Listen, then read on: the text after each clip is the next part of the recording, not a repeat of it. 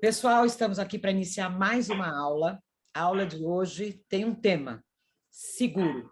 Seguro de obras de arte e, eventualmente, seguros mais gerais. Eu gostaria de apresentar a vocês um parceiro bastante antigo, que já teve a oportunidade e o privilégio de trabalhar com ele, que é o Ricardo Mink, aqui presente, cuja presença eu já agradeço, Ricardo, a generosidade de compartilhar seus conhecimentos conosco. Eu acho que é um privilégio mesmo e uma oportunidade da gente trocar experiências e, eventualmente, esclarecer dúvidas. Então, muitíssimo obrigada em nome de todos que aqui estão, mas eu gostaria de começar essa nossa aula pedindo que você se apresente. Se apresente, por favor, quem é você, quem é a Affinité Seguros, como tudo isso começou na sua vida.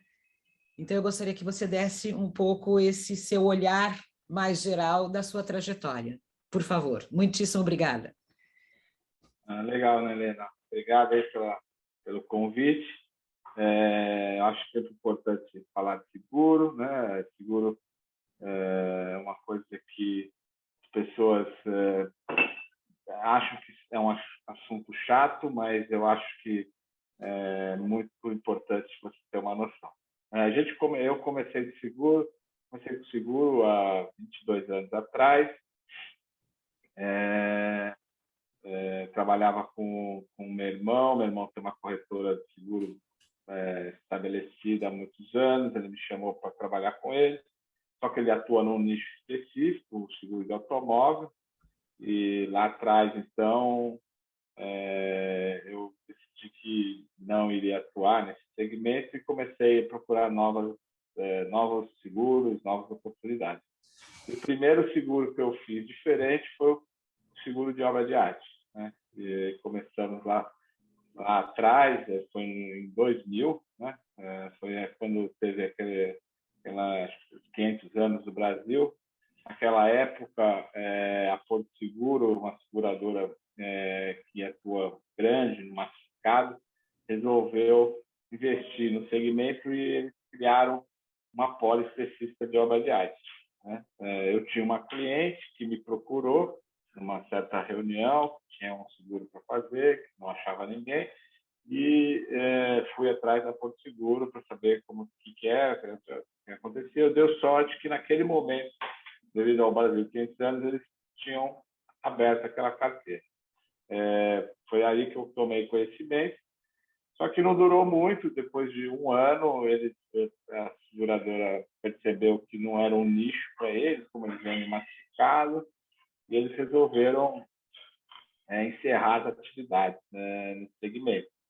Então, nesse um ano, eu já consegui alguns clientes, foram poucos, mas uma meia dúzia de clientes. Comecei a investir na minha especialização no segmento, e de uma hora para outra, a Porto Seguro me ligou e falou: olha, a gente não vai mais renovar o nosso contrato de seguro, a gente não tem interesse nessa carteira, não é para esse segmento. E aí eu tive que me virar sozinho, e aí acabei pesquisando, mas o que tem resseguro, vai ter resseguro e tal, e acabei indo para Londres, conhecendo alguns resseguradores, e acabei me apaixonando e entrando no segmento de vez, conhecendo o resseguro, e daí para frente minha carreira só desenvolveu. Comecei conhecendo os outros segmentos, desenvolvemos produtos, trouxemos um produto melhor. O produto da Porto Seguro não era ideal, acabei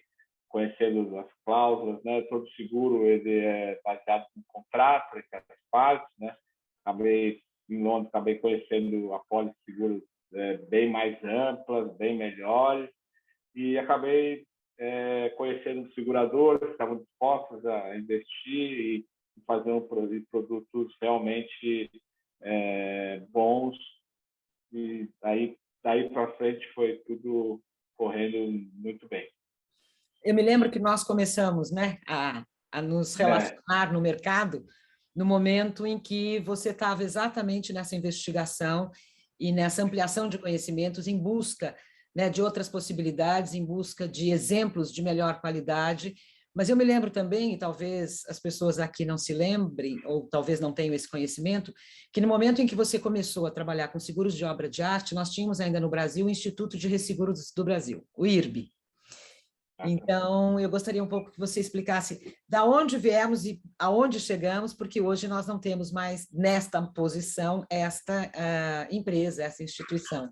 Então, eu queria um pouco que você contasse, porque nós nos relacionamos já com bienais, Brasil 500 anos, e eu percebo nitidamente que houve um crescimento do mercado na mesma medida em que você, na minha opinião, é um dos profissionais, e a Finité é uma das empresas que mais investiu na atualização, né, quer dizer, e na apresentação de possibilidades novas que foram atendendo às necessidades do mercado.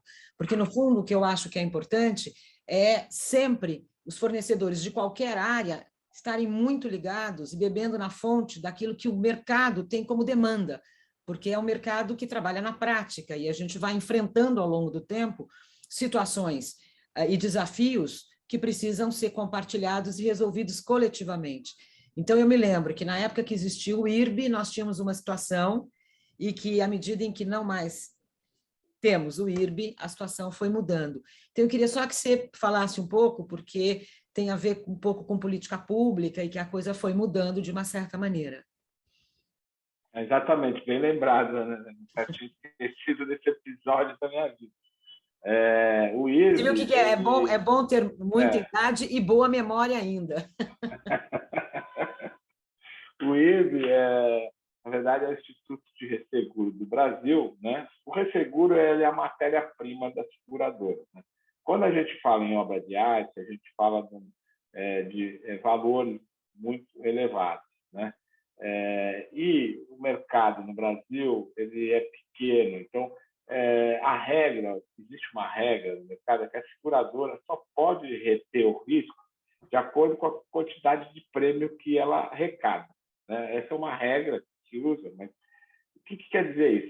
Se eu vou assumir um risco de 100 milhões, eu pelo menos tenho que arrecadar 100 milhões de venda de seguro, né? Então, para você ver, o seguro de obra de arte em prática é mundial, porque é quase impossível o mercado subter 100 milhões de prêmio no Brasil, por exemplo, ou mesmo nos Estados Unidos. Então, existe o resseguro justamente para isso, porque a seguradora acaba fazendo o seguro e ressegurando, dividindo o risco com vários players, né? Então, é fundamental o resseguro nos grandes riscos, fundamental numa usina hidrelétrica, fundamental numa usina nuclear, numa estrada, numa ponte, qualquer empreendimento, qualquer propriedade, ou mesmo seguro de responsabilidade civil com cifras vultuosas, a matéria-prima é o resseguro, né? Então, na época, o resseguro no Brasil era um monopólio. Nenhuma resseguradora poderia operar no Brasil, somente o IRB. Além de ser um mercado fechado, né, o IRB era do governo, então era um monopólio. Então, além de não poder ter concorrente, o IRB, quem era dono do IRB era o governo. Isso, às vezes, ajudava muito e, às vezes, dificultava muito, né? Então, assim, o IRB, até aquela época, ele era uma mãe, porque o que acontecia? Como ele tinha um monopólio, ele acabava tendo que aceitar tudo, né? Por outro lado, ele também fazia as coisas que o mercado não concordava, que ele agia de forma autoritária, né? sem saber o que o mercado precisava. Então, isso tudo, quando o mercado abriu, hoje o mercado é aberto, o IRB continua existindo, o IRB agora é uma empresa com capital na bolsa, o governo tem ações da empresa, mas é uma empresa privada, né? O governo tem aquela famosa Golden Share, ele manda, mas a maioria do capital está na bolsa. Tem várias grandes instituições, Itaú, Bradesco, várias, e o investidor pessoa física hoje é dono do IRB. Então, hoje o mercado de seguro ele é aberto, né? Então, qualquer empresa que queira explorar esse mercado, ele é só vir aqui no Brasil, ter o capital suficiente, ter uma regra, 100 milhões, ele vem, aporta o capital e abre uma resseguradora, né? E o mais importante, hoje tem 3 tipos de resseguradoras. Você tem a resseguradora local, que é uma resseguradora que precisa aportar capital no Brasil, né? Então, ele tem certas preferências, por exemplo, hoje o ressegurador local é o mesmo que o IRB, ele tem a preferência de 40% do risco, ou seja, hoje uma seguradora que queira fazer um resseguro, o que ela precisa fazer? Ela precisa consultar o ressegurador local. Se o ressegurador local não tiver interesse, ela pode fazer com os outros resseguradores. E os outros resseguradores que a gente tem é o eventual e o admitido, né? São resseguradores que não precisam ter o capital aqui no Brasil, eles são resseguradores que o capital está no exterior, mas eles precisam atender certa exigência, né? Ter informação financeira, tudo. E mais diferente ainda que eu esqueci de avisar é que, na época, o IRB, além de ele ser monopolista, ele era regulador, então tinha conflito de interesse, porque além de ele ser uma empresa que fornecia resseguro, ele regulamentava a atividade, né? Hoje a atividade de resseguro é regulamentada pela SUSEP, então não existe. O IRB é uma empresa privada e tem que responder toda a lei, a regulamentação para a SUSEP, como os demais resseguradores. Então, hoje a gente tem 3 tipos de ressegurador: o local, o eventual e o admitido. Hoje temos aproximadamente 18 resseguradores locais, tem ressegurador capital nacional, tem ressegurador capital alemão, tem o IRB, tem a GCS, tem a HDI, tem a Munich Re, tem a Swiss Re, tem vários resseguradores, né? Temos resseguradores brasileiros, então temos 18 resseguradores. E tem os eventuais admitidos, que aí são mais uns 200. Né? Então, hoje o mercado está muito mais aberto e é muito mais fácil para atender as demandas específicas de cada segmento. Perfeito. E agora, pensando mais especificamente na operação de seguro, né? Eu fico imaginando assim, eu estou fazendo um projeto e eu vou me fixar muito mais numa exposição de arte, que é o domínio maior que eu tenho, e aí eu quero fazer o seguro dessas obras.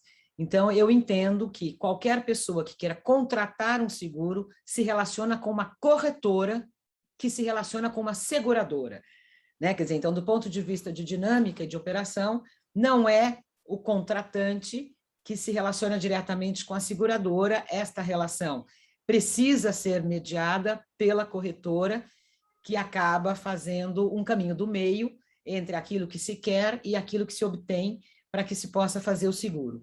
Pensando especificamente no mundo das artes visuais e de exposições, sabendo que você há pouco comentou do Brasil 500 anos, que talvez tenha sido a maior exposição que se fez no país, eu tive o privilégio de trabalhar nela, coordenando alguns módulos, e também fico muito feliz de saber que talvez eu não esteja aqui quando a gente for comemorar os 1000 anos, porque aquilo foi um desafio para todos nós e foi uma escola fundamental. Mas eu fico imaginando que, pensando no mundo das artes visuais, quando nós temos que fazer o seguro, e a gente tem muitas terminologias em inglês no seguro, né? Quer dizer, no mundo do seguro, nós estamos sempre falando de um seguro all risks nail to nail, e traduzindo todos os riscos prego a prego. Será que você pode um pouco explicar a extensão e a amplitude deste modelo de seguro? E mais do que isso, saber nos dizer quais são as especificidades, porque eu acho que cada clausulado de apólice de seguro, né, tem as suas especificidades para a área em que será adotada. Então, eu queria entender e queria que você explicasse, nem todo mundo conhece, o que é essa terminologia, a que corresponde esse seguro, todos os riscos, né? Quer dizer, tem coisas incluídas, tem coisas que não estão incluídas, e eu gostaria de agregar mais uma pergunta. Nas questões todas que a gente viu nos últimos anos ou décadas, de terrorismo, de questões que acabaram colocando em risco o patrimônio, se esses fatos políticos tiveram impacto nas apólices de seguro, nos clausulados de seguro. Então, o que é all risks, nail to nail, e também o quanto fatos que acontecem no mundo acabam impactando e acabam, de uma certa maneira, alterando, né, quer dizer, as regras que até então estavam postas. Legal. Estou começando da sua primeira pergunta sobre corretor de seguro. Exatamente. O corretor de seguro, a função dele é representar o segurado. No Brasil, é proibido contratar diretamente. Você precisa ter um intermediário, né? E a função do corretor de seguro, ele é defender os interesses do segurado, né? Nos Estados Unidos, você tem o corretor de seguro e o agente. O agente de seguro, ele é o representante da seguradora. O corretor de seguro é o representante da seguradora. E qual é a função do corretor de seguro, né? É uma atividade regulamentada. O corretor de seguro precisa ter licença, ele precisa fazer uma prova e ele é regulamentado pela SUSEP, como a SUSEP regulamenta o segurador e a seguradora. Atividade de seguro é atividade altamente regulamentada.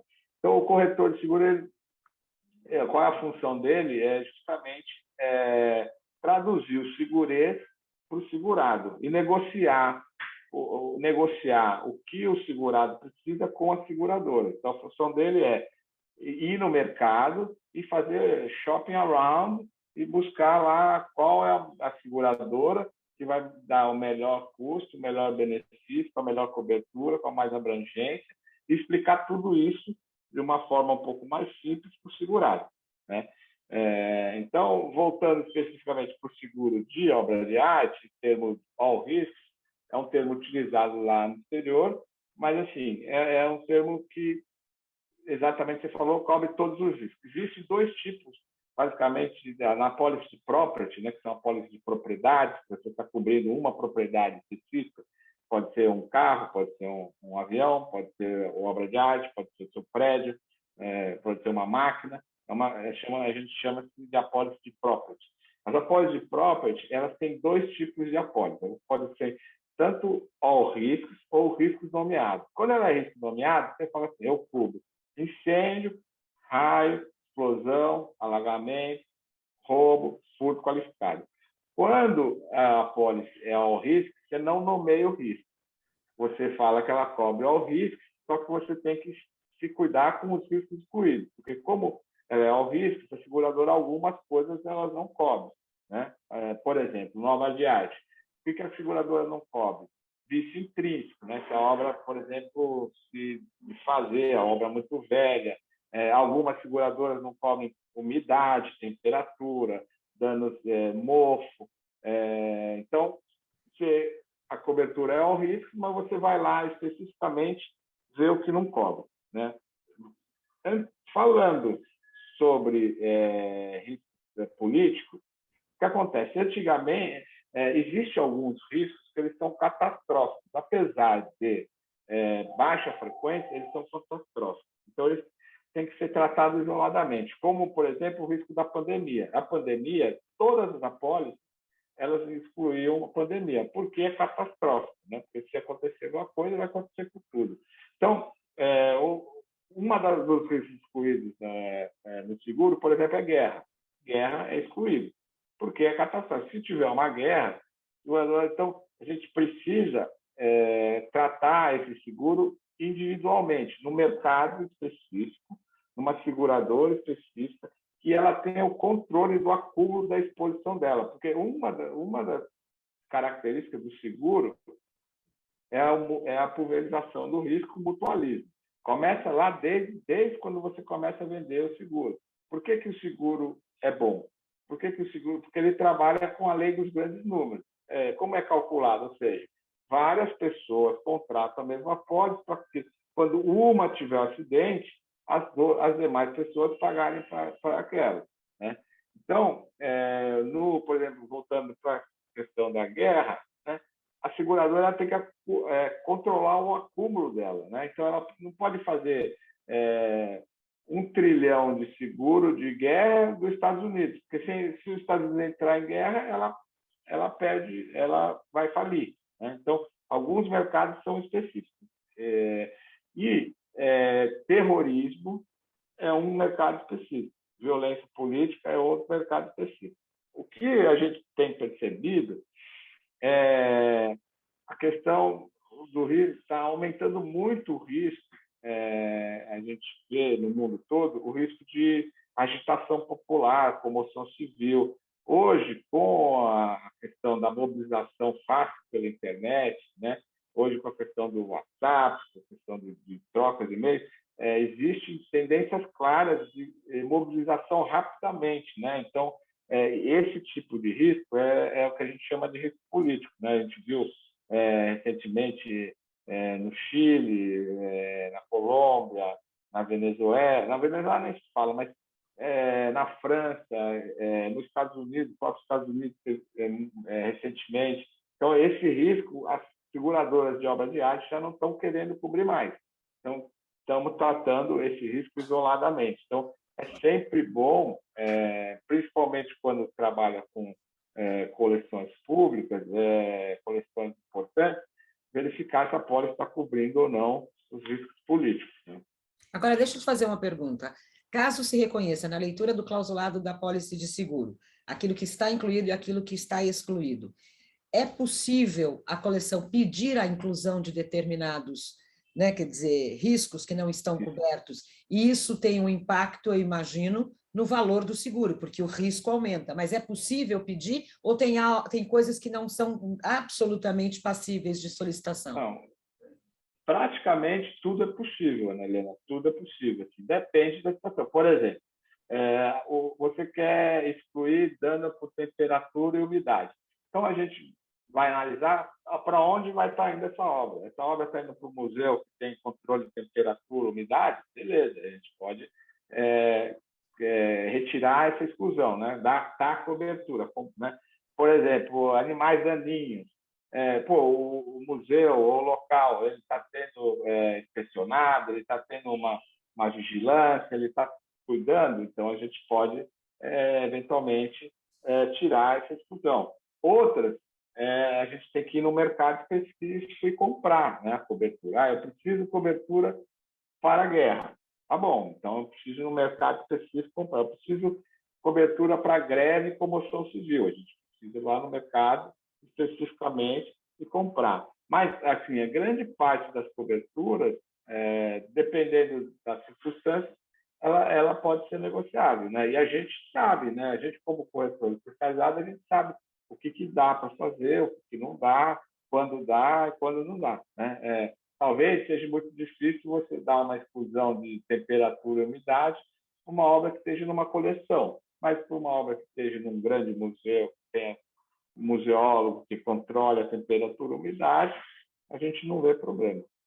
Eu fico imaginando que, na verdade, quando a gente contrata seguro, a gente está mobilizando muita gente, né? Quer dizer, você tem a coleção, você tem o museólogo que você acabou de falar, a gente tem a transportadora que vai transportar, né? Quer dizer, a gente está falando de um país de extensão territorial gigantesca, né? Quer dizer, então a gente tem deslocamentos bastante longos.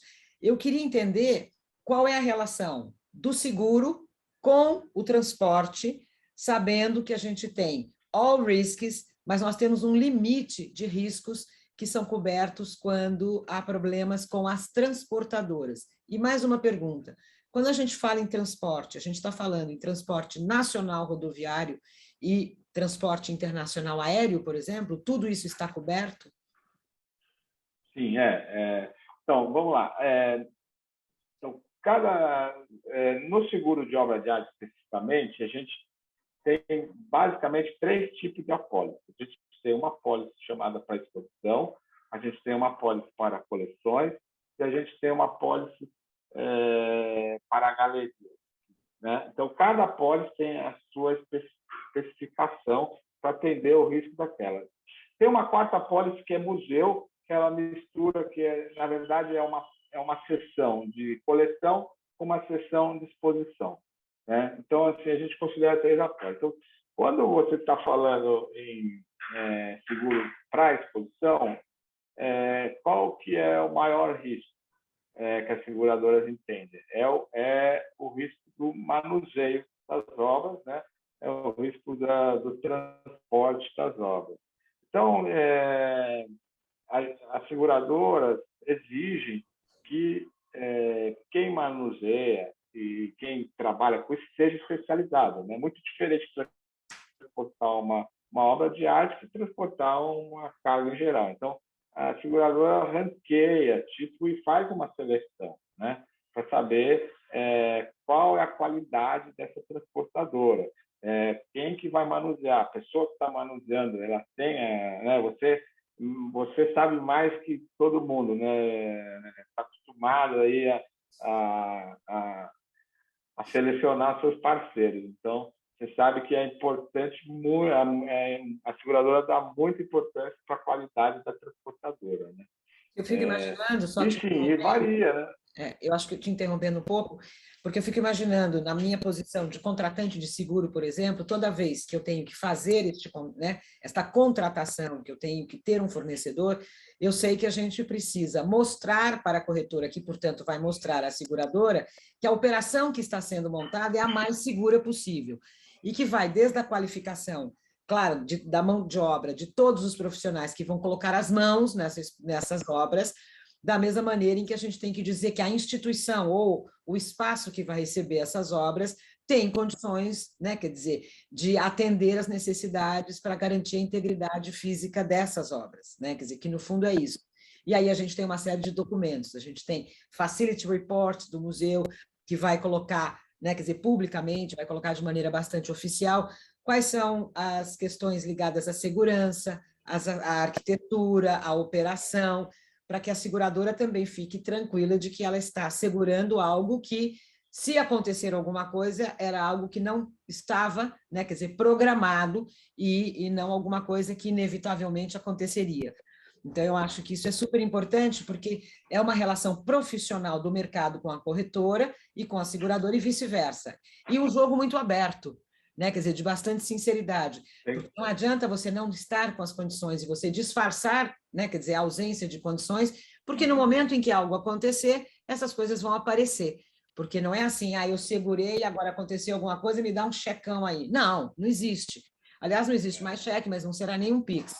Então, eu acho que, de verdade, a gente tem que ter uma linha profissional de toda a cadeia que participa desse processo, né? Então, é isso que você está dizendo. Porque, senão, se a seguradora fica em seguro, exatamente. os são maiores e aí você vai pagar mais por esse seguro, né? Então, é uma coisa que a gente vai falando passo a passo, porque nem todo mundo que está aqui tem essa experiência e nem todo mundo é especificamente da área das artes visuais, mas eu acho que isso que nós estamos falando serve para todas elas. E sei, voltando ao transporte, porque eu fiz um parênteses, que você estava falando dos tipos diferentes de apólice, e que daí para exposições tem essa preocupação da seguradora, né? Aonde vai ser, quem são as pessoas e, sobretudo, com relação à qualidade da transportadora, que não só transporta, mas que faz a embalagem.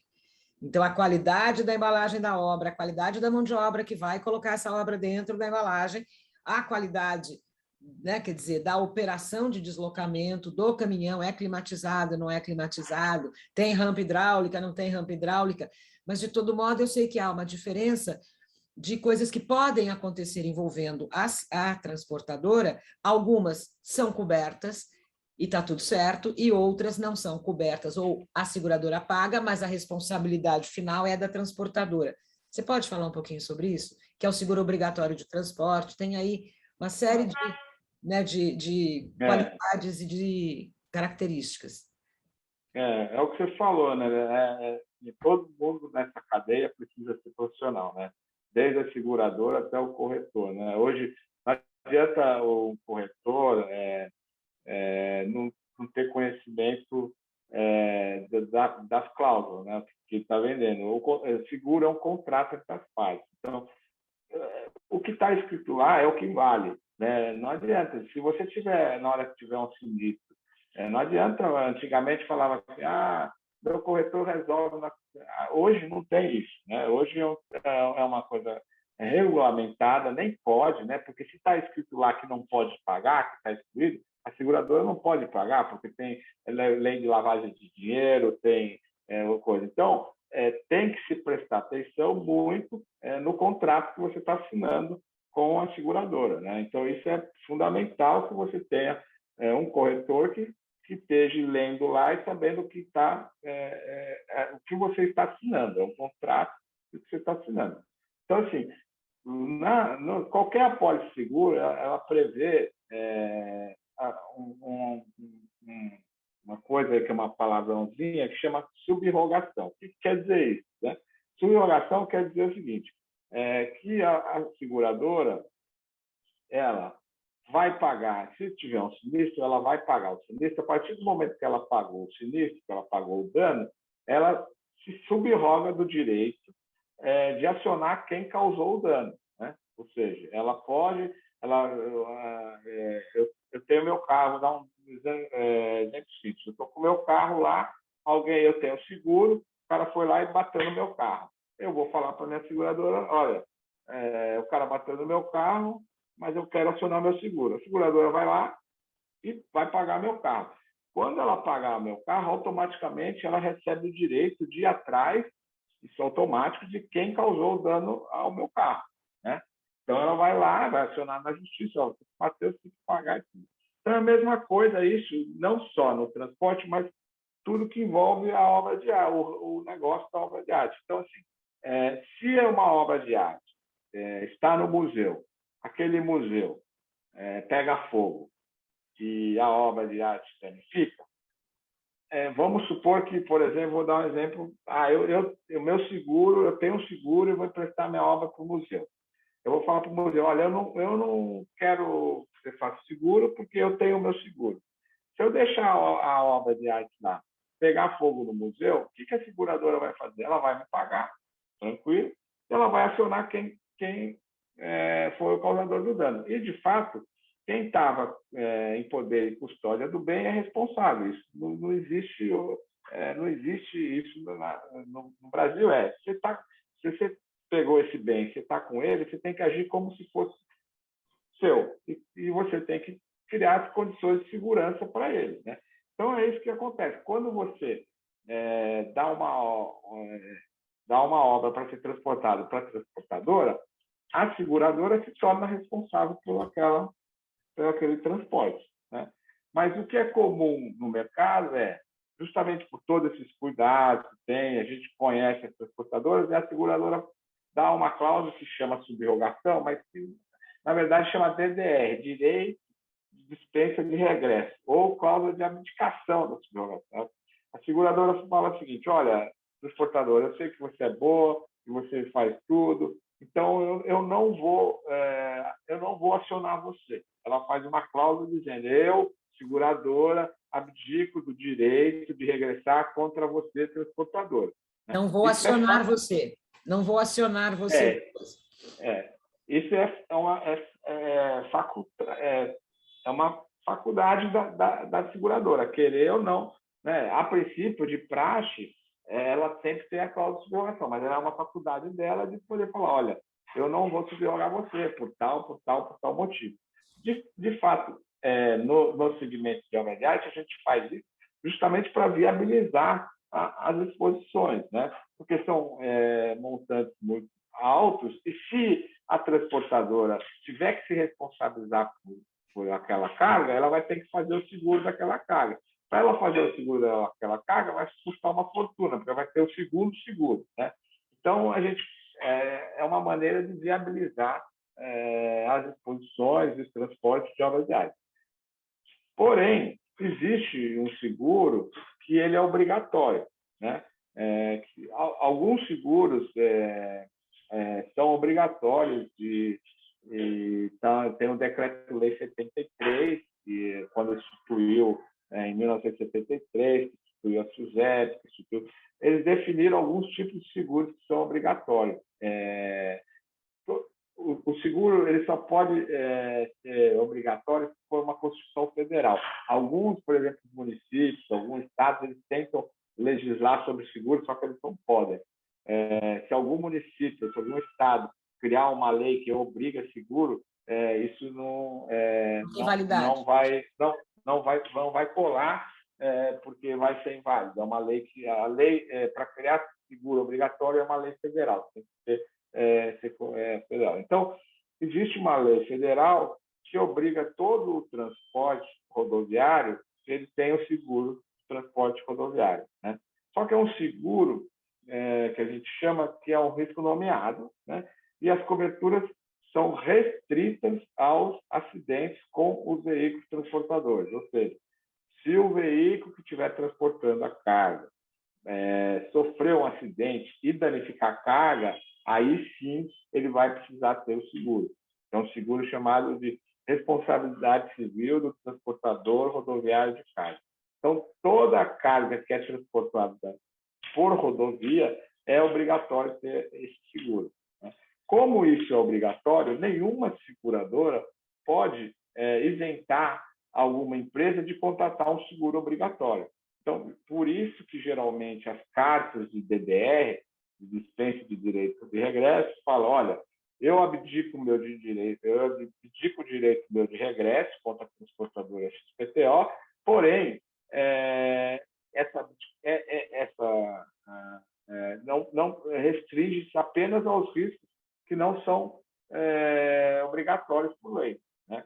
Então, por isso que a transportadora precisa fazer o seguro que é obrigatório por lei, que é a responsabilidade civil do transportador rodoviário de carga, né? Ele é obrigatório e ele é fiscalizado pela Agência Nacional de Transporte Terrestre, a ANTT, e se eventualmente um caminhão seja parado na estrada e não comprove que ele está sem seguro, o caminhão é retido, toma multa e é uma complicação. Então, é um seguro obrigatório e tem que ser obedecido. Então, o que acontece é que nós, como corretores especializados, sabemos que, de novo, a taxa para você transportar um arroz, um feijão, uma coisa, é uma coisa. Se você aplicar a taxa para você transportar um arroz ou feijão em cima da taxa de obra de arte, vai ficar inviável. Então, para viabilizar isso, nós, como corretores de seguro especializados, a gente criou um seguro específico de RCT obra de arte, ou seja, ele tem uma taxa específica para a obra de arte, para viabilizar, né? Então, acaba viabilizando esses transportes e acaba atendendo às exigências legais. Por isso que a gente criou uma pólice de responsabilidade civil do transportador para a obra de arte, para viabilizar isso. Não sei se deu para entender. E se eu não estiver enganada, a forma de calcular, né, quer dizer, é o valor da obra e tem uma porcentagem por deslocamentos, né? Então, assim, se eu vou pegar uma obra no Espírito Santo e venho para São Paulo, esse trecho recai uma porcentagem. Na hora que eu devolvo também, né? Quer dizer, ela é cobrada, essa taxa esse valor é cobrado por trechos, não é isso? Numa porcentagem em relação ao valor declarado da obra, né? Justamente, por ser o seguro, por esse seguro cobrir acidente com o veículo transportador, o que acontece? Quanto maior a distância, maior o risco de a carga, de o caminhão sofrer um acidente. Então, se o caminhão sofrer um acidente e danificar a carga, né? Então aí o que vai acontecer na prática? Vamos supor que a Helena está organizando uma exposição, como sempre organiza, e contrata o seguro dela, né? Ela contratou uma transportadora. O caminhão da transportadora sofreu um acidente, né? Capotou e danificou a carga. O que vai acontecer? A seguradora, da Ana Helena, vai pagar para o dono da obra, às vezes é um museu, às vezes é um colecionador, que tem uma cláusula chamada de beneficiário, né? No seguro de exposições, a gente tem o segurado e o beneficiário. Às vezes ele pode ser o mesmo, às vezes são diferentes, né? O segurado é quem está contratando a pólice, quem está pagando a pólice, e o beneficiário é quem vai receber a indenização, né? Então, aí, a seguradora vai indenizar, né, o beneficiário da pólice e vai falar para o transportador: ô, transportadora, cadê a sua pólice RCT? É obrigatória, você precisa me mostrar. E ela vai dar a pólice dela e a seguradora A vai cobrar da seguradora B. Ó, esse aqui é um seguro obrigatório, então você me devolve o dinheiro. Então, mais ou menos é isso que funciona. Você acabou de responder uma pergunta que chegou e que eu ia colocar no final, que é a diferença entre beneficiário e segurado, né? Porque muitas vezes as pessoas têm uma certa dificuldade de entender qual é o papel de cada um, né? Quer dizer, onde está sentado cada um deles, e você acabou de dizer que pode ser a mesma pessoa assumindo esses dois papéis, ou pessoas diferentes, né? Quer dizer, quem contrata e quem recebe em caso de dano, né? Quer dizer, que eu acho que isso é importante. Aliás, pensando numa exposição, vou te fazer duas perguntas. Quando há um dano, qual é o procedimento? Né? Quer dizer, porque do ponto de vista museológico, uma obra caiu da parede e teve um dano.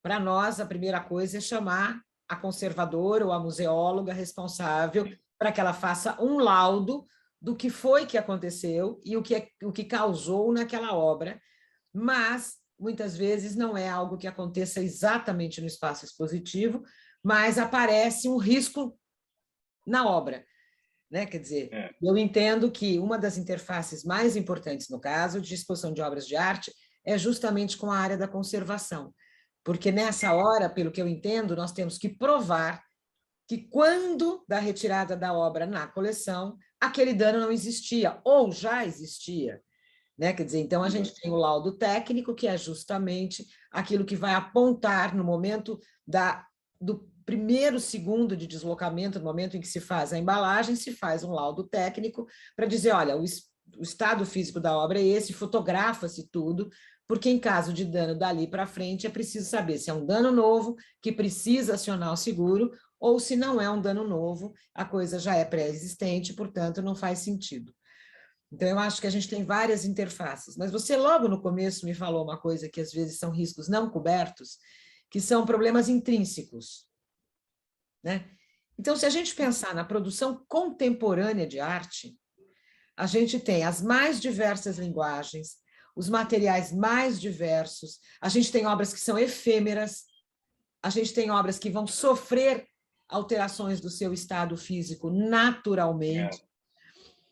Como é que a seguradora vê isso, ou a corretora vê isso? Isso já é uma coisa que se define logo de cara, qual é o limite que se vai segurar isso?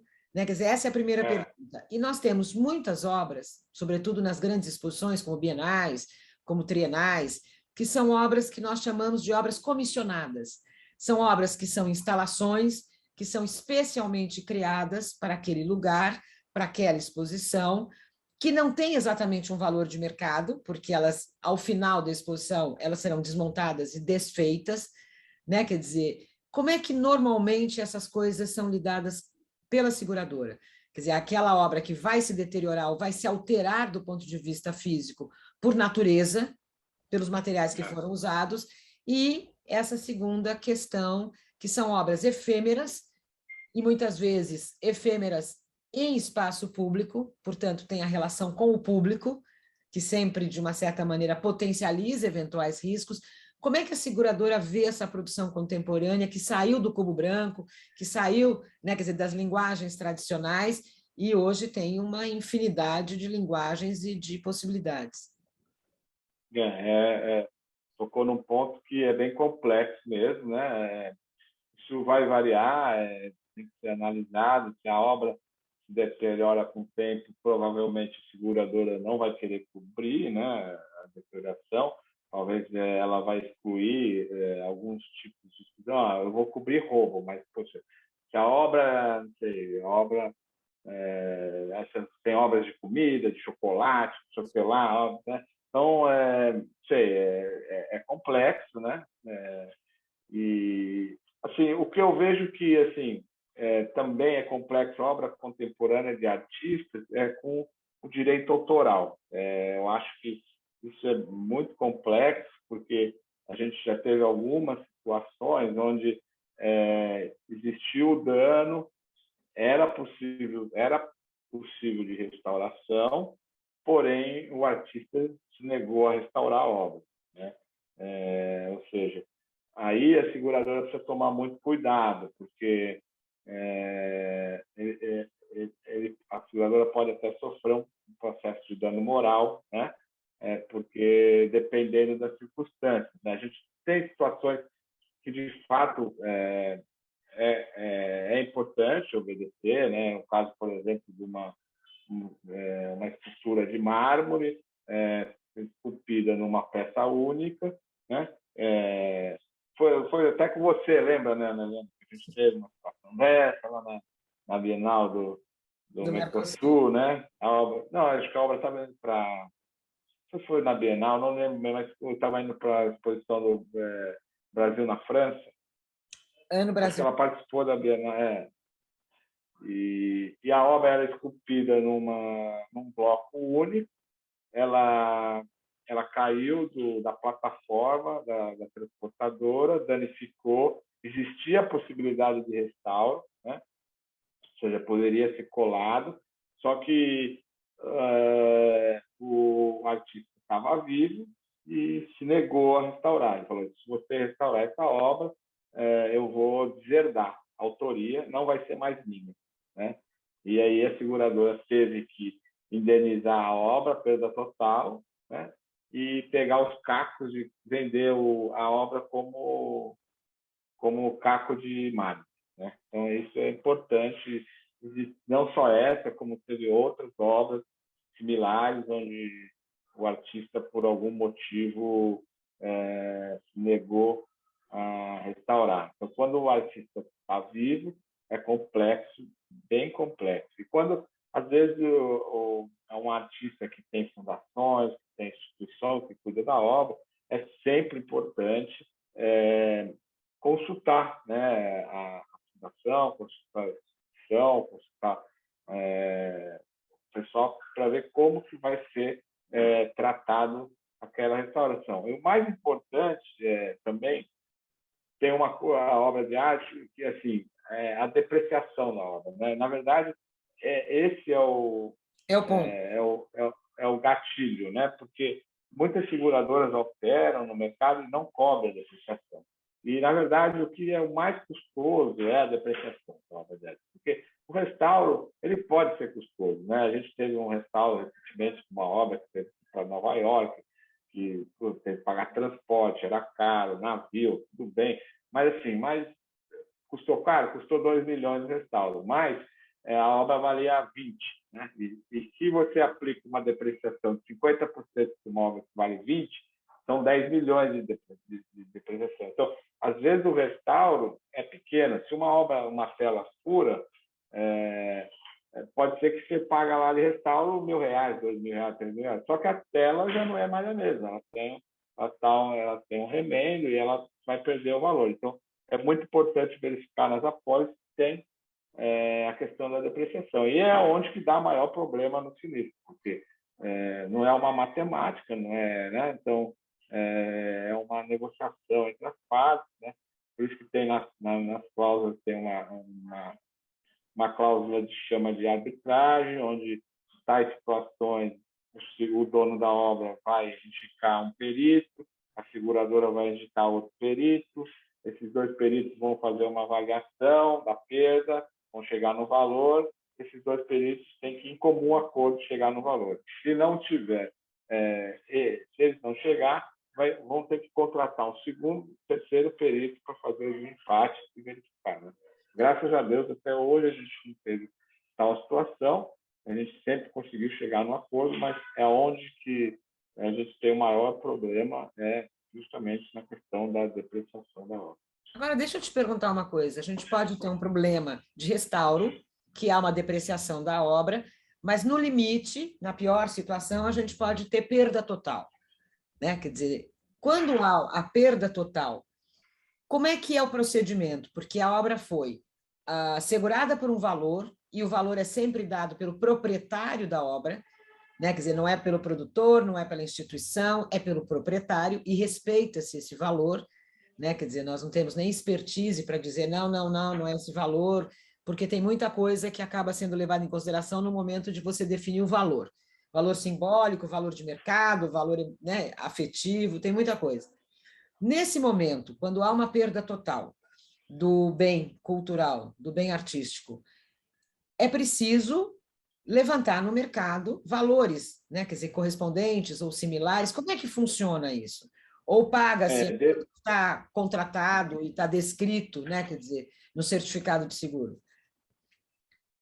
Aí depende, né? Depende do que for contratado, depende, de novo, em analisar a pólice e ver as cláusulas da pólice, né? Se for o que a gente recomenda sempre, quando é uma exposição, quando você está pegando obras de terceiro, a gente sempre recomenda que se inclua uma cláusula de valor acordado, ou seja, aquele contrato de empréstimo que você tem com o terceiro tem um valor. Então, a gente inclui aquela cláusula, ou seja, em eventual indenização, aquele valor não se discute, é aquele valor e pronto, né? Então, se tiver depreciação, tudo bem, mas se for uma perda total, tem que se pagar aquele valor. Então, a cláusula de valor tem duas cláusulas. Uma é a cláusula de valor acordado e outra cláusula de valor de mercado. A cláusula de valor de mercado geralmente é usada para as coleções, né? Que o cara não tem muito avaliação da obra, né? É uma coleção grande, ele não consegue acompanhar, e aí se põe a cláusula de valor de mercado. Então, no momento de sinistro, aí, de novo, se apura o valor de mercado da obra. Tanto a seguradora como o segurado vão lá e avaliam a obra e chegam no acordo. Geralmente, um acervo grande, de uma instituição grande, a gente pode fazer a pólice de valor, a cláusula de valor do mercado, geralmente. Agora, acho que basicamente é isso, né? A questão de avaliação depende da situação, né? Você falou, depende da situação. Tem coisas, por exemplo, que tem um critério de avaliação que às vezes, eu tenho, por exemplo, não sei, a gente faz coisas arqueológicas, vou dar um chute, mas um osso de um dinossauro que eu achei, não sei quanto vale aquilo, né? Que a gente, às vezes, qual é o critério que pode ser adotado? O critério que pode ser adotado é quanto que custaria para você fazer a investigação de novo, a pesquisa de novo, para achar aquele osso novamente. Então, esse é um critério que pode ser utilizado para poder você indenizar a instituição ou o proprietário para ele eventualmente ir buscar ou ir fazer a pesquisa ou ir fazer a escavação ou coisa para achar essa espécie específica, né? Tem várias formas de fazer a avaliação. Agora, uma pergunta que é mais também do mundo das artes visuais. Cada vez mais a gente tem visto exposições tecnológicas, imersivas, linguagens multimídia, né? Quer dizer, se há algum tempo atrás a gente fazia seguro de equipamentos, eles eram equipamentos com a função de equipamento. Hoje, a gente tem equipamentos que passam a ser obra, né? Quer dizer, então você tem lá uma série de dispositivos a laser, mas isso é o trabalho artístico, né? Quer dizer, claro que ele tem tecnologia, claro que é um equipamento, claro que é tudo isso. Trata-se igual a um seguro de obra de arte quando a gente está falando de um equipamento que virou obra, né? Quer dizer, ele é obra em si? Sim, a gente pode tratar igual. O seguro de propriedade, a gente tem que incluir, né? Aí depende, né? Aí que vem as coisas, instalações, que são um pouco complexas, né? Vai depender de como está definido, de como está escrito, né? Existe a cláusula de conjunto, né? Algumas obras que é muito utilizado para as obras de arte, é um díptico, ou mesmo para porcelanas, para coisas mais históricas. Eu tenho um conjunto de xícaras, quebrou uma xícara, eu tenho que dar perda total, tem uma cláusula de conjunto, né? Então, às vezes, pode ter uma cláusula de conjunto, mas isso é complexo mesmo, e assim, é caso a caso, tem que ser Eu me lembro negociado com a que a gente seguradora. já conversou várias vezes no passado, uma obra que é feita por 140 fotografias, né? É um conjunto, mas são 140 partes. Quer dizer, não é porque uma parte teve um dano que você compromete o todo. Quer dizer, essas coisas precisam ser previamente negociadas, não é isso?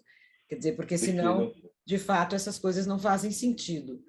Tem uma pergunta aqui que chegou, que eu queria fazer para você, não sei se você pode respondê-la, mas é bem interessante, que há também uma modalidade de seguro que não é de bem cultural, mas é de risco de evento.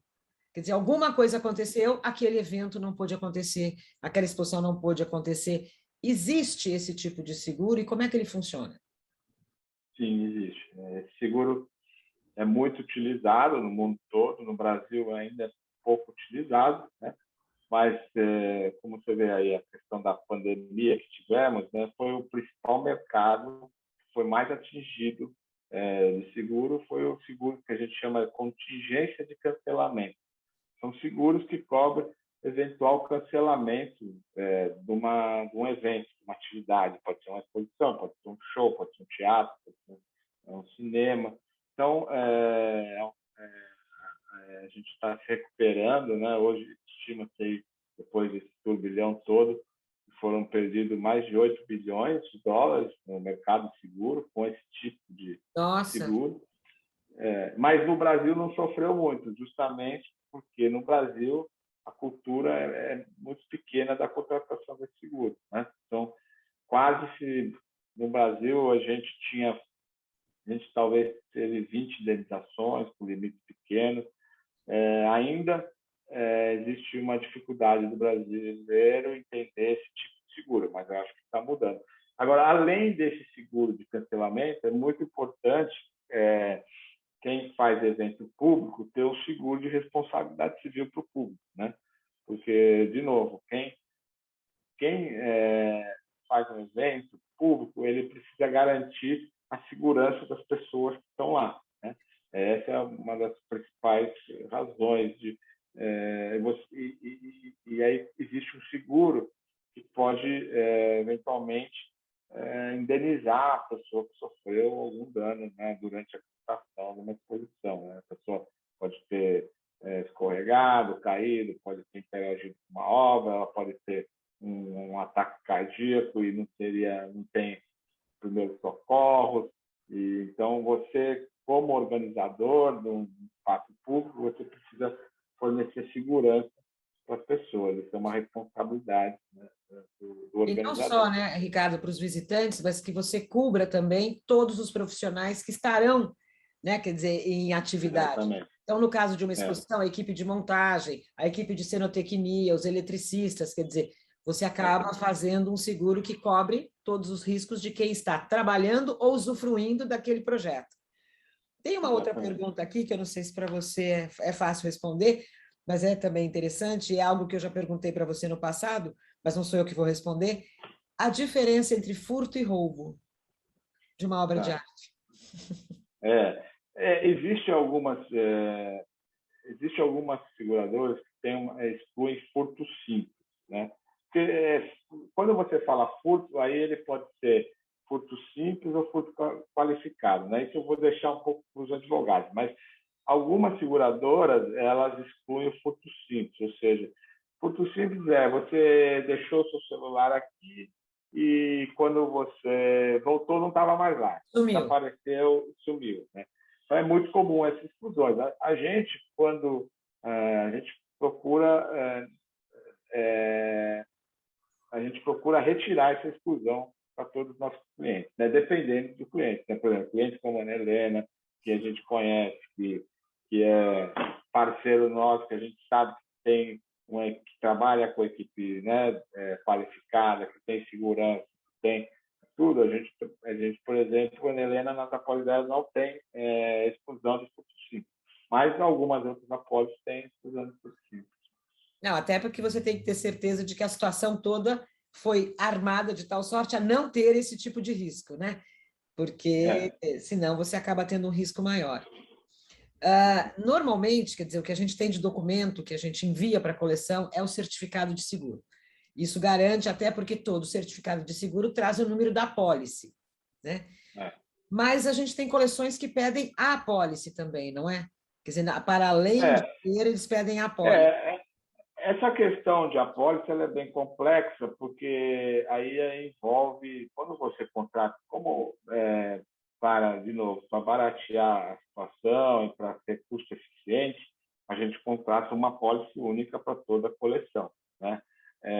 E você enviar uma apólice para uma coleção específica, você tem informações lá que não diz respeito a essa coleção. Então, hoje, com essa questão da proteção dos dados, com a LGPD, deixa eu te perguntar, a lei de proteção dos dados.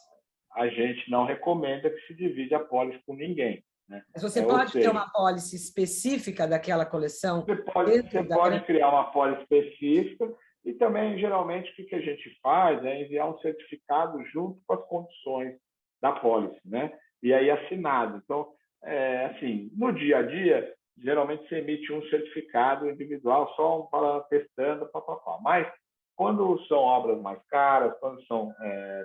a gente consegue emitir o certificado junto com as condições. Então, não tem por que o cara ler a pólice, porque está tudo lá, né? Então, as indicações da obra dele e está justamente as condições de seguro, o que rege, né, o contrato entre as partes. Então, não faz muito sentido mandar a pólice. Então, se eventualmente existir alguém que exija a pólice, a gente recomenda fazer uma pólice única para essa pessoa. Tem mais uma pergunta aqui, se é possível emitir certificado em moeda estrangeira, ou se é obrigatório em moeda nacional? Não, é possível sim. Antigamente existia uma lei no Brasil que não era permitido, só alguns segmentos permitia-se a pólice em dólar. Existia uma discussão que, assim, produtos que eram em dólar poderiam ser feitos em dólar, né? E existia uma discussão, um entendimento com algumas seguradoras que, ao meu ver, a obra de arte ela é avaliada em dólar. Então, antigamente, mesmo com aquela lei, eu tinha algumas seguradoras que emitiam em dólar. Agora, recentemente, saiu uma normativa da SUSEP que permite a pólice em moeda estrangeira sem nenhum problema. Mas, mesmo com o entendimento anterior, para a obra de arte, como a gente entende que a obra de arte é cotada em dólar, né? Então a gente não vê problema. E aí não se fixa um câmbio, você faz o câmbio no ato do pagamento, no momento do pagamento Isso. faz o câmbio. A única diferença é que não dá para ter uma pólice com duas moedas. Então, assim, se você, por exemplo, é muito comum a gente ter museus que fazem uma pólice para dólar e uma pólice para real. A gente não pode ter uma pólice com uma moeda. Então, sim, se você emite uma pólice para cada moeda, né? Tipo, uma pólice real, dólar e euro. Agora, a obra fica segurada em dólar e o prêmio tem que ser pago em dólar também, né? E se tiver franquia, né, uma coisa que eu não comentei, franquia, né? Franquia, o que é franquia? Franquia é a participação do segurado no risco, né? Ou seja, teve um acidente, teve um dano, a seguradora tem que pagar a franquia, que nem o segurado tem que pagar a franquia, que nem no carro, né? Dependendo do cliente, é isento de franquia. Como a Ana Helena não tem franquia nas apólices da Ana Helena. Nas apólices dos museus, não tem franquia, né? Então, também tem que se avaliar, quando você recebe uma cotação de seguro, sempre verificar, né, além de verificar as cláusulas todas, sempre verificar a incidência de franquia. Porque, às vezes, o seguro pode ser mais barato, mas, em contrapartida, tem uma franquia. Tem mais uma pergunta aqui bem capciosa. Quais são as diferenças entre a apólice que é adotada pela Finité e de outras empresas concorrentes? Desculpa, eu estou aqui no papel agora de mediadora. Não, a apólice da Finité é bem desenhada. A gente lê a apólice, todos os critérios, e a gente tenta fazer uma apólice sob demanda, né, para atender especificamente a necessidade do cliente, diferentemente de outras corretoras. A gente tem corretora super profissional, mas tem corretoras que assim, não lê as condições de seguro. Então, a Finité, por estar especializado, por ter um bom relacionamento com os seguradoras, por ter há 20 anos no mercado, por exemplo, a Finité, existiu um incêndio no armazém recentemente, que a Finité não aprovava aquele armazém, né, por questões de segurança. E se perdeu quase 100 milhões de reais nesse armazém. Então, assim, a Finité, ela conseguiu ser respeitada no mercado de seguro. Então, a primeira coisa que aconteceu foi o pessoal de Londres ligar para cá, o segurador, pegou fogo, quanto a gente perdeu? Quanto a gente perdeu? Ele falou, não, a gente não perdeu nada, porque a gente não aceitava. Então, a gente tem essa confiança com os seguradores, né?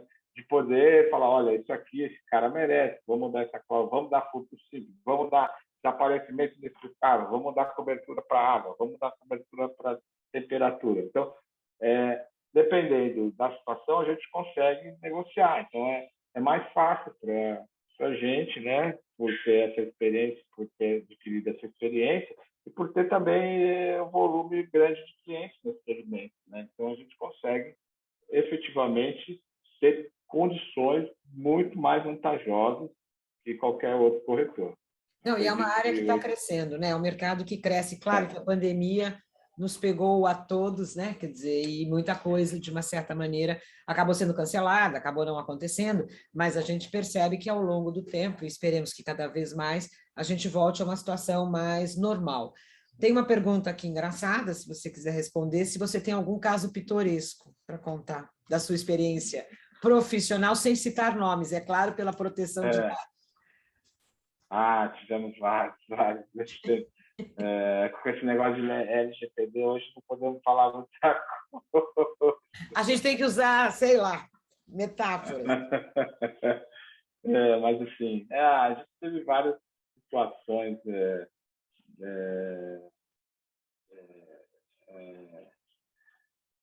Não, porque eu acho, às vezes, Ricardo, que o pitoresco, para nós da área da cultura e que trabalhamos com obra de arte, nem é tão pitoresco.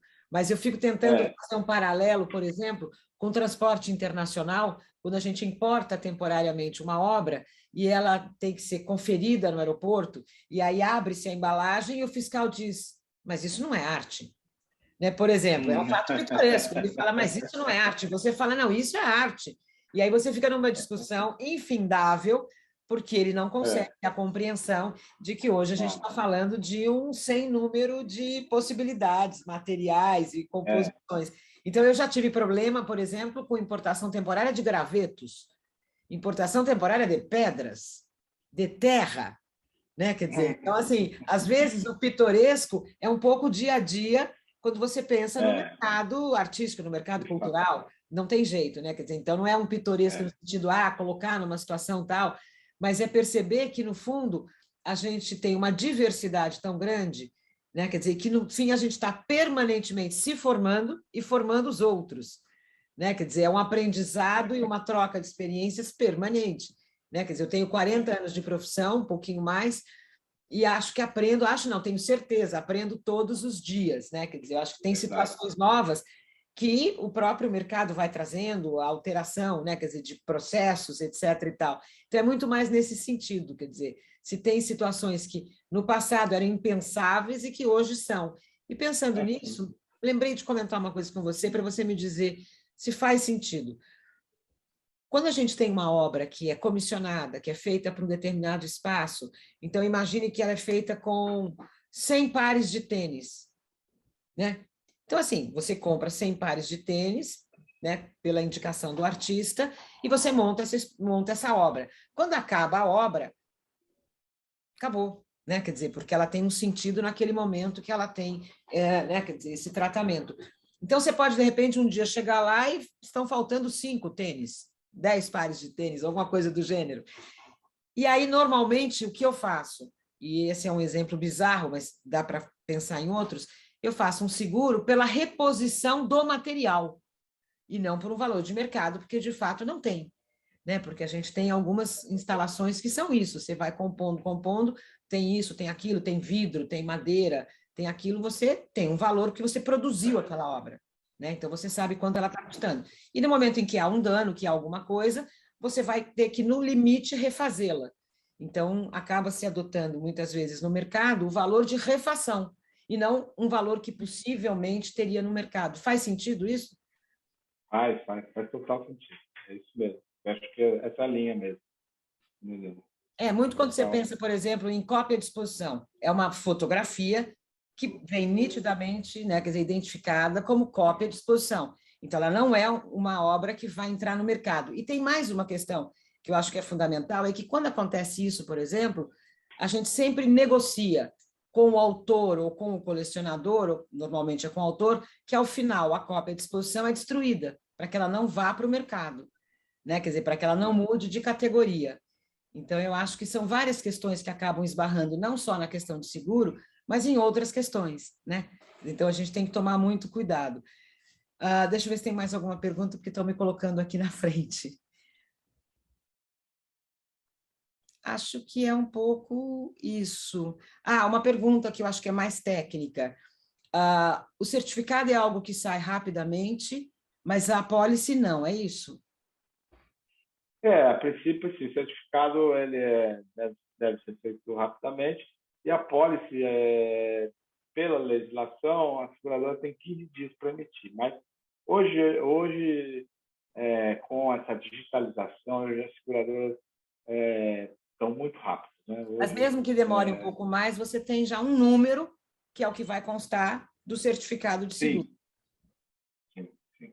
Então, isso não tem tanto problema nesse sentido, né? O que mais que a gente pode comentar, ou aquilo que você gostaria de dizer para pessoas que não são necessariamente só da área das artes visuais, mas são da cultura de uma maneira geral? E tem gente que não é tão da cultura, mas eu espero que se torne da cultura, porque isso é um vírus. Quando você disse me apaixonei, eu entendi perfeitamente o que você quis dizer. Né? Quer dizer, é um vírus que não tem vacina, é algo que dura para sempre. E o desafio é o nosso motor, né? O desafio é aquilo que nos move cada vez mais e que eu acho que é um denominador comum em todas as nossas áreas de atuação, independente de qual linguagem, qual área da cultura, que eu acho que é super importante. Hoje, falando um pouco da Affinité, a escala maior de clientes vem da área das artes visuais, exposições, ou isso está muito, de uma certa maneira, equilibrado por outras áreas? Não, está equilibrado, mas a gente basicamente atende a área de cultura e entretenimento. Né? Então, porque toda vez que eu pergunto, e você está contratando com que corretora? Affinité. Eu fico até na dúvida se eles estão usando o critério da ordem alfabética, né? Porque tudo no A que é Affinité, no A que é Affinité. E muita gente fala, graças a Deus, para Affinité, né? Porque eu acho que da mesma maneira que você diz que confio na Ana Helena, eu acho que também no mercado Affinité, e sobretudo pelo trabalho que você vem fazendo há muitos anos, e eu me lembro que as nossas primeiras conversas eram discussões e que você foi me ensinando, foi te ensinando, e a gente foi crescendo juntos, eu acho que é uma relação de absoluta confiança. Né? Quer dizer, a relação com o seguro é uma coisa muito séria, são patrimônios de terceiros, né? Quer dizer, que a gente não pode colocar em risco e que, se houver alguma coisa que aconteça, a gente imediatamente tem que tomar a atitude mais correta, né? Quer dizer, para isso. E aí, uma curiosidade, porque a gente falou na lei de proteção aos dados, mas existe uma relação de confiança, não é? Porque, por exemplo, eu quando mando para a corretora, né, quer dizer, uma lista de obras, eu mando juntamente com a lista de obras todos os dados do colecionador. Eu ainda não tive o tempo de mergulhar na lei, né, de proteção dos dados, mas eu imagino que eu não esteja fazendo nenhuma contravenção com isso. Não. De fato, não. A gente pega essa informação, lógico que a gente usa ela, por exemplo, para determinada seguradora. Então, a seguradora vai receber isso, mas a informação ela precisa ficar restrita à utilização que você vai ter. Né? Nós, como corretor, nós temos a responsabilidade profissional. Né? Então, uma das minhas responsabilidades é tratar os dados como sigilo. Inclusive, a gente tem uma pólice de responsabilidade civil profissional. Então, a gente, como corretor, se eu, por exemplo, der uma orientação errada para você, eu posso me resguardar na minha pólice de responsabilidade civil. Se eu esquecer de informar para você que o seguro está vencendo, né, e deixar o seu seguro vencer e não te avisar, e você ter um acidente, um sinistro, sem eu ter te comunicado, é uma responsabilidade civil minha.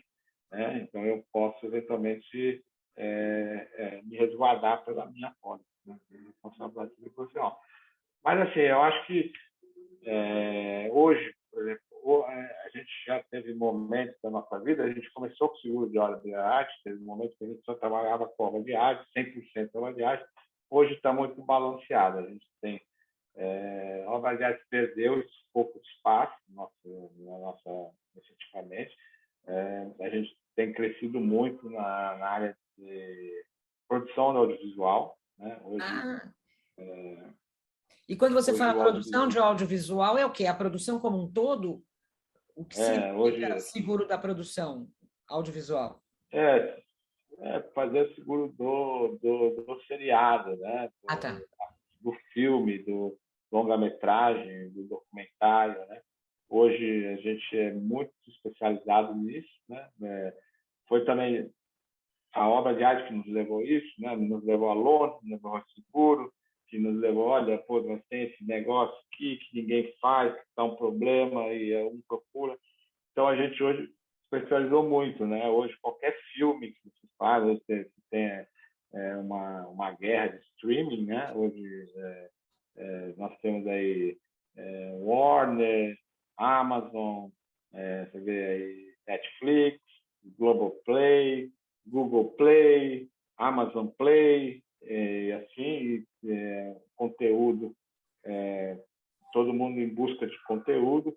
Toda a produção de conteúdo precisa de seguro, sem exceção, né? Precisa fazer seguro das pessoas, como eu falei, da equipe, precisa fazer seguro dos equipamentos, precisa fazer seguro de eventuais problemas de profissional, de calúnia, de difamação, de direito de imagem. Então, assim, são vários seguros que uma produção ela contrata quase todos os seguros disponíveis. Então, ela contrata seguro de propriedade, ela contrata seguro de contingência, ela contrata seguro de vida, contrata seguro de acidentes pessoais, contrata seguro de responsabilidade civil profissional, contrata seguro de cyber. Então, assim, são vários seguros de funciona. Então, esse segmento, a gente também atua no segmento de eventos, de live eventos, então, seguro de shows, de eventos. Então, e hoje está bem balanceado, né, nossa carteira. Graças a Deus, estamos conseguindo cada vez mais trazer os produtos certos, né, para o Brasil. Né? Essa Nossa, é a ideia. Eu estou muito impressionada, porque há linguagens que eu não consigo sequer entender, então são muito abstratas para eu entender o seguro delas. E eu estou percebendo que tem muita coisa que tem interface com a área jurídica, né? Quer dizer, um processo de calúnia, um processo de difamação. Vocês têm esse departamento jurídico dentro da Affinité ou vocês têm parceiros também na área jurídica? Não, a gente tem um conhecimento, né? Hoje um filme, né, precisa seguir um procedimento técnico que a gente chama no mercado clearance. Quando o cara vai fazer um filme, ele precisa contratar um escritório de advocacia que seja especializado em mídia, para que ele, primeiro, veja a ideia, veja o roteiro, veja a carteira de direitos. Você comprou o direito autoral desse livro, mas esse cara é o dono do livro, ou esse livro nunca foi plagiado, ou você comprou a ideia desse roteiro desse fulano, mas de onde ele surgiu essa ideia? Ele copiou de alguém? Ele não copiou? Né? E aí envolve, né, vários direitos que você compra, né, durante, né, você tem que ter, você vai filmar, tem que verificar se tem alguma marca passando, se você se você pegou o direito daquela marca. Por exemplo, recentemente envolveu Cobra de Arte. Os caras foram filmar mega blaster, super top filme, não sei quantos milhões, precisava comprar umas obras de arte, resolveram ir nesses brechós qualquer e comprar um monte de obras de arte e filmar. Aí, na hora que estava lançando o filme, perguntaram, mas e aí, de quem que é essa obra de arte? Não sabia de quem era. Eram obras baratas, tudo, mas não sabia quem fez, não sabia quem era o dono, entendeu? Então, o negócio poderia, eventualmente, ter uma situação, se o artista vê um filme desse, vê a obra dele lá, é prejuízo na festa para o filme. Não, e com certeza, porque uma ação de direito autoral, o autor sempre ganha. Eu nunca vi algo contrário. Claro que você pode negociar valores, claro que você pode chegar a bom termo, mas eu digo sempre para os meus alunos, esses eu estou dizendo agora, e a gente vai falar sobre esse tema, mas para os meus alunos, eu dou aula há muitos anos, de que é uma das áreas em que todos devem colocar uma luz muito forte, um holofote, porque, de fato, é uma questão. E a nossa lei do direito autoral, ela tem muitos anos, né? Quer dizer, então ela vem sendo, de uma certa maneira, interpretada à luz da mudança do mercado, né? Eu acho que é muito legal, né, Helena? Valoriza, né, a produção de conteúdo, né? Então, quanto mais forte a lei, melhor é para quem cria, né? Melhor é para quem produz. E na verdade você tem que criar uma lei e ter condições de segui-la e de também fazer, né, quer dizer, uma avaliação se está sendo colocada em prática, etc. e tal. A gente tem muita coisa a favor dos artistas visuais, que eu acho que isso é muito legal, e acho que autoria é autoria, né? Quer dizer, e as pessoas ainda fazem grandes confusões, né, do direito patrimonial com o direito moral, direito de autor. Então são coisas que a gente vem trabalhando sempre e todo mundo, né, quer dizer, investigando para que a gente possa transformar isso numa atividade absolutamente normal. E uma última pergunta para a gente encerrar, senão nós vamos ficar aqui o tempo inteiro e muito mais, vai virar uma rave. Hoje é possível contratar seguro diretamente no exterior? Hoje existe uma lei específica, né? Alguns ramos, como plataforma de petróleo, lançamento de satélite, nuclear, existe uma lei. Mas existe uma lei que diz que se você não encontrar o seguro aqui, você precisa obedecer certo rito, para consultar 5 seguradoras, ter guardado, declarar para a SUSEP. Se você não conseguir encontrar o risco aqui, você pode colocar no exterior.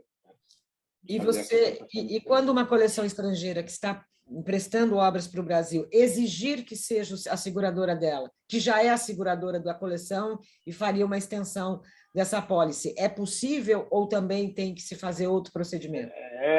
É complexo.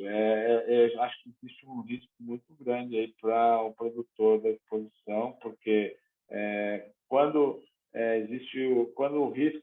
a obra está aqui, o risco é brasileiro. Então, a lei fala que quando o bem está aqui, o risco é brasileiro. Então, se o risco é brasileiro, o seguro precisa ser contratado aqui. Então, questão de entendimento, pode ter problema. O maior, além desses problemas do risco legal, tem um maior problema, que é o custo, porque às vezes você acha que é mais barato, mas não é. Porque para você mandar o dinheiro lá para fora, você tem que pagar PIS, por fins de ICMS, isso aí dá 40%. Né? Então, se você for mandar o dinheiro da forma que tem que mandar, né, que tem que pagar todos os impostos, acaba que não vale a pena. Então, é desgastante, é exaustivo, mas eu acho que vale a pena, quando você negociar uma posição, tentar conscientizar o emprestador e trazer a segurança para ele, porque hoje tem maneiras técnicas de seguro de, por exemplo, proteger ele, contratar com a mesma seguradora que ele faz lá fora, fazer o resseguradora com a seguradora dele lá fora. Isso toma um pouco de tempo, isso às vezes tem coleções que são extremamente não querem pensar isso e de fato eles têm razão, porque se eu fosse um emprestador, eu não queria me ficar sujeitando a leis brasileiras, né? Mas existe a possibilidade de a gente fazer o seguro com as leis do emprestador de lá. Existe formas de se fazer. É desgastante? É uma negociação? Mas dá para fazer. A gente já fez grandes posições. Eu acho que ainda tem muitos assuntos, né? Teriam muitos assuntos com os quais a gente poderia conversar, a partir dos quais, mas eu acho que você foi extremamente generoso, espero que as perguntas não tenham provocado muito você. Queria agradecer em nome de todos. Outras perguntas estão chegando, depois eu encaminho para você. Enfim, se você tiver algum tempo e se você achar que vale a pena, a gente responde. Queria te fazer uma pergunta. A gente está colocando alguns materiais de referência, bibliografia, né, quer dizer, à disposição dos alunos e de quem mais está assistindo. E eu queria saber se, por acaso, existe a possibilidade de eu disponibilizar um clausulado sem nome, só para eles entenderem o que é um clausulado ou não. Sim, pode, eu posso te mandar aí, pode. Maravilha. E também tem o nosso site, também, disponibilidade. A gente tem no site, tem vários artigos sobre... Farei isso sem proteger os seus dados. Ao contrário, vou expor os seus dados, o site e tudo mais que a gente tem direito. Muitíssimo obrigada pela sua gentileza, Ricardo. Eu aprendi muito, porque isso é o que eu falo, eu aprendo todo dia. Então, eu acabei aprendendo muito e foi muito legal, eu te agradeço. E o seguro é um dos assuntos mais importantes que a gente tem hoje na área cultural. Então, eu só posso te agradecer, agradecer todo mundo e até a próxima aula. Super obrigada. Valeu, Ana. Valeu, pessoal. Obrigado. Obrigada, um beijo. Tchau. Beijo.